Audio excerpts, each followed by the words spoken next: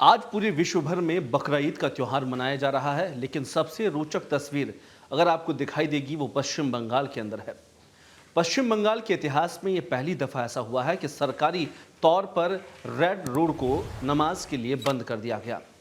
ये 107 साल बाद में ऐसा हुआ है, क्योंकि इससे पहले 2 दफ़ा ऐसा हुआ है जहां पर मस्जिद में पानी भर जाने के बाद एक कोविड के समय इस मस्जिद के अंदर नमाज अदा नहीं हुई। लेकिन पहली दफ़ा जब शुभेंदु अधिकारी बंगाल के मुख्यमंत्री बने, उन्होंने सीधे तौर पर इस रोड पर नमाज अदा करने के लिए साफ मनाही की। दूसरी तस्वीर भी आपने देखी होगी जहां पर राजस्थान में जयपुर के अंदर एक बड़ा हुजूम नमाजियों को दिखाई दिया।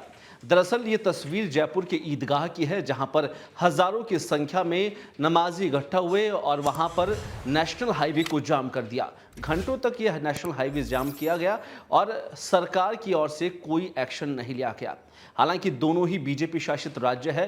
2.5 साल का कार्यकाल मुख्यमंत्री भजनलाल शर्मा को हुआ है, लेकिन उसके बावजूद इस तरीके की जो नाकामी सरकार में देखने को मिली है वो काफ़ी रोचक ज़रूर है। जहां एक और मुख्यमंत्री बने हुए शुभेंदु अधिकारी को 1 महीना भी नहीं हुआ है, जहां पर हिंदुत्व के मुद्दे पर जब चुनाव लड़ा गया तो सीधे तौर पर उन्होंने जो वादे किए थे उन वादों को पूरा भी किया है। और जहां हिंदू अपने आप को ठगा हुआ महसूस कर रहा था, वो बकरा ईद पर वो तस्वीर भी आपको नजर आई होगी, जहां पर सड़कों पर खुलेआम आम आदमी गुजरता हुआ दिखाई दिया और नमाजी एक और सड़क के किनारे दूसरी तरफ दिखाई दिए।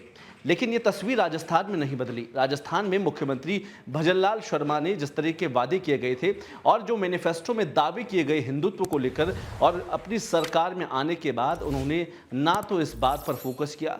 ये वही ईदगाह है जहां आपको मालूम होगा कि सीएए, एनआरसी जैसे कानून जब लागू हुए तो 5,000 से ज़्यादा मुस्लिम समुदाय के लोग सड़कों पर आकर पत्थरबाजी करने लगे।